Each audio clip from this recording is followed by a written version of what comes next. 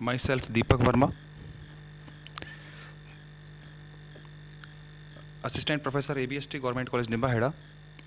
आज हम पढ़ेंगे financial accounts of limited liabilities companies, मतलब किस तरह के इसके फॉर्मेट्स होते हैं। जैसे पहले टी शेप में बनते थे, आजकल वर्टिकल फॉर्म में बनते, तो ये सारी चीज़ें इसके अंदर हम देखेंगे। तो क्योंकि डायरेक्ट तो आपसे ये मुश्किल ही है पूछा जाना कि भाई फाइनल अकाउंट बनाइए कंपनी के, लेकिन कहीं पर भी आपको प्रेजेंटेशन कुछ भी शो करना पड़े तो इसी फॉर्मेट में होगा। जैसे मान लो डिबेंचर रिडेम्पशन में कहता है कि रिवाइज्ड बैलेंस शीट बताइए, या आपको कह दिया जाता है कि रिडेम्पशन ऑफ प्रेफरेंस शेयर्स में आफ्टर रिडेम्पशन का दीजिए। ऐसे बहुत सारी चीज़ें। और जब हम कंपैरेटिव कॉमन साइज वगैरह पढ़ेंगे तो उसके अंदर तो यही चीज़ अपने पास काम आएगी। तो देखिए क्या कह रहा है ये कह रहा है हमारे को, पहले एक थोड़ा सा रूपरेखा देख लेते हैं हम इसकी। Every company registered under the act shall prepare its balance sheet, statement of profit and loss, notes thereto in the accordance with the manner prescribed in the Schedule 6 of the Companies Act 1956 to harmonize the disclosure requirement with the accounting standards and to convert with the new reforms. The Ministry of the Corporate Affairs wide the notification number so 47 जो भी है 28/40/2011 to replace the exiting Schedule 6 of the Company Act 1956। ये कर लिया है, ये पुराने ही अपनी PDF है, इसलिए चीज़ आ रही है। तो ये बता रहा है कि कंपनी एक्ट 2000, अपने को सिर्फ ये समझना है कि कंपनी एक्ट 2013 में किस तरह से बनाया जाएगा। शेड्यूल लगभग वो का वही है, लेकिन 2011 में ये रिवाइज हो गया था कि नहीं, कि कंपनी एक्ट जो 2011-56 के अंदर जो बनाए जाते हैं वो वैसे नहीं बनाए जाकर एक वर्टिकल फॉर्म में बनाए जाएंगे। तो देखिए की feature of the revise schedule, देखिए the revise schedule of the contents the general instruction the part first from the balance sheets, part first और पार्ट सेकंड। कई बार एक नंबर के क्वेश्चन पूछ रहे थे कि पार्ट फर्स्ट में क्या बनाया जाता है। तो जनरली आदत क्या होती है बच्चों की, yes profit and loss and balance sheet, तो सोचते हैं यस पहले प्रॉफिट एंड लॉस और बैलेंस शीट। उससे पहले वाले से मतलब नहीं, अपने को पार्ट की बात कर रहे हैं कि पार्ट 1 किसको शो करता है, बैलेंस शीट को। तो पार्ट 1 का संबंध है बैलेंस शीट से, पार्ट 2 का है प्रॉफिट एंड लॉस से, statement of profit and loss से। तो ये part first from the balance sheet, general instruction for the preparation of the balance sheet. Part second from the statement of the profit and loss, general instruction for the preparation of the statement of the profit and loss. The revised schedule of the 6th eliminate the concept of the schedule and such information that new to be the furnished to notes to accounts। मतलब schedule की जगह उसने एक note दे दिया कि हम जो भी लिखेंगे, नोट कुछ नहीं होता। जैसे वर्किंग नोट बनाते थे तो वो एक कैलकुलेशन वाला पार्ट होता था, वही चीज़ इसमें कह दिया कि नहीं, हम एक नोट ऑफ अकाउंट्स बनाएंगे जहाँ सारी डिटेल होगी। ये जैसे शेयर कैपिटल मेन उसमें लिखा है, शेयर कैपिटल 5 लाख रुपए। अब जब नोट ऑफ शेयर और कैपिटल का आएगा तो उसमें सारा बताएंगे, यस इतना ऑथोराइज था, ये था, इक्विटी शेयर का ये था, प्रेफरेंस शेयर का ये था, वो सारी चीज़ वहाँ आएगी। The revised schedule gives the prominence to accounting standards as in the case of the any conflict between the AS and the schedules AS shall prevail। अगर मान लो कोई शेड्यूल और अकाउंटिंग स्टैंडर्ड में कोई कंट्रोवर्सी होती है तो AS को ही हमें फॉलो करना है। एक थ्योरेटिकल कॉन्सेप्ट है, इसलिए बस एक मोटे मोटे तौर पर देखेंगे एक थ्योरेटिकल, ताकि जब अपने पास फॉर्मेट वाला आएगा तो हम अच्छे से समझ लेंगे क्या करना है।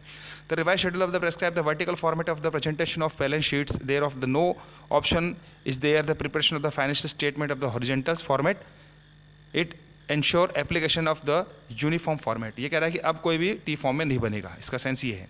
देखिए balance sheets, all assets and the liabilities class into the two current and the non current prescribe the separately in the face of the balance sheets. कि जब बैलेंस शीट दिखाएंगे तो उसके अंदर हम असेट्स को किस में भागों में भागेंगे, नॉन करंट और करंट, फिर उसके टुकड़े हो जाएंगे। Number of the share held by the each shareholders holding more than 5% share now need to be disclosed. ठीक है। Details pertaining of the aggregate number of the and the class of the share allotted to the consideration other than cash, bonus shares and the share brought back will be need to be disclosed only for a period of the 5 years immediately preceding of the balance sheet. Next, any debit balance in the statement of the profit and loss will be disclosed under the head reserve and the surplus.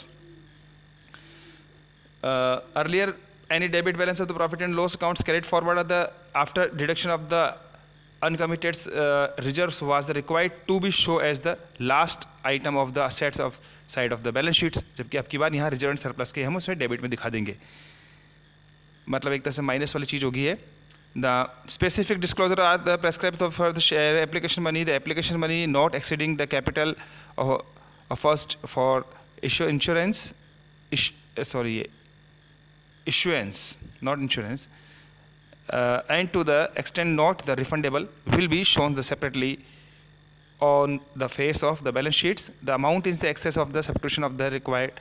The minimum subscription are not met will be shown under the other current liabilities। ठीक है।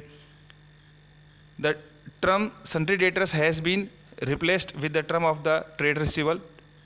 Trade receivables are defined as the dues arising only from goods sold or services that rendered in the normal course of the business. Hence, the amount due on the account of others contractual obligations can no longer be included in the trade receivables. मतलब trade receivable वही बता रहा है जो business के normal का सामान्य normal cost of actions जो सामान्य ऑपरेटिंग प्रक्रिया में हम लेते हैं वो सब चीज़ इसके अंदर आएगी. The schedule 6 required separate presentation of the debtors outstanding for a period of the exceeding 6 months based on the date of the which is the bill invoice was raised. Whereas the revised schedule 6 required a separate disclosure of the trade receivables outstanding for a period of the exceeding 6 months from the date of bill invoice the due of the payment. ठीक है. Capital advances especially required to be presented separately under the head of the loan and advances rather than including the elsewhere. Tangible assets under lease are required to be separately specified. Sorry ये page change हो गया, मैं page change करना भूल गया, तो एक बार वापस देख लेते हैं इस पर. मतलब कुछ नहीं है, एक रीड आउट वाला मैटर है, सब इसमें समझ आया. जब प्रैक्टिकल में अपन देखें तो ये बता रहा था अपने को कैपिटल एडवांसेस में आ गए थे अपन. Capital advances are the special required to the presented separately under the, ये भी हो गया था.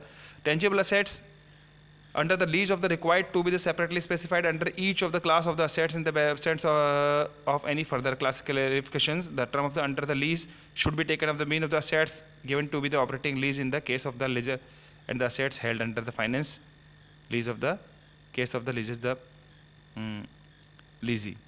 In the old schedule of the 6, detail of the only capital commitment are required to be disclosure. Under the revised schedule 6, other commitment also need to be disclosure. Statement of profit and loss देख लीजिए एक बारी. The name of it has been the change the statement of profit and loss against the profit and loss account. पहले profit and loss account होता था, अब इसका नाम होगा statement of profit and loss. इसका मतलब अब इसमें डेबिट क्रेडिट का यूज नहीं होगा. क्यों नहीं होगा? क्योंकि डेबिट क्रेडिट का अकाउंट में यूज होता था और यहाँ पे स्टेटमेंट है.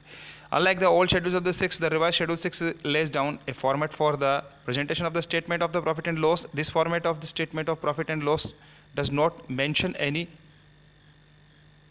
appropriation. एक सेकेंड,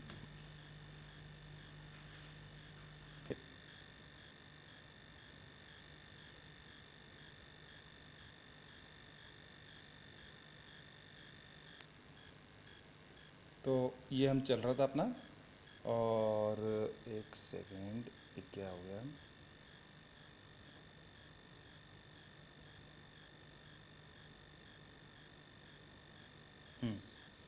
तो देखिए statement of profit and loss में पहुंच गए थे हम, और ये हो गया था इसका 2.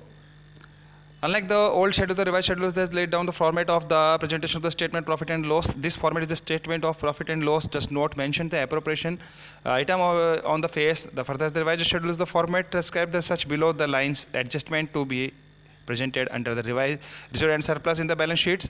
As per revised schedule 6, any items of the income of the expenses which exceeds of the 1% of the revenue from the operations, जैसे 1 लाख है और उसका 1% operations और 1 lakh earlier 1% of the total revenue of the 5,000 whichever is higher, ठीक है, need to be the disclosure separately.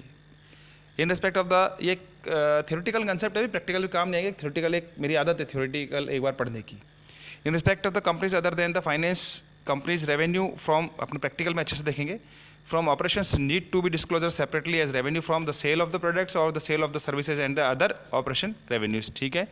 Net exchange of the gain loss of the foreign currency borrowing to the extent of the consideration as and the adjustment of the interest to the quotes need to be disclosed separately as the finance cost, and break up a term of the quantitative disclosure for the significant item of the statement of profit and loss such as the raw material consumption, stock, purchase and sales have been simplified as replaced with the disclosure of the broad head only. The broad head need to be the decided based on the materiality and the presentations of true and fair view of the financial statement. तो ये था अपने पास एक theoretical concept इसका. इसके बाद next video में एक बार इसका हम कंपैरेटिव एनालिसिस भी देखेंगे. तो वीडियो देखने के लिए बहुत बहुत धन्यवाद.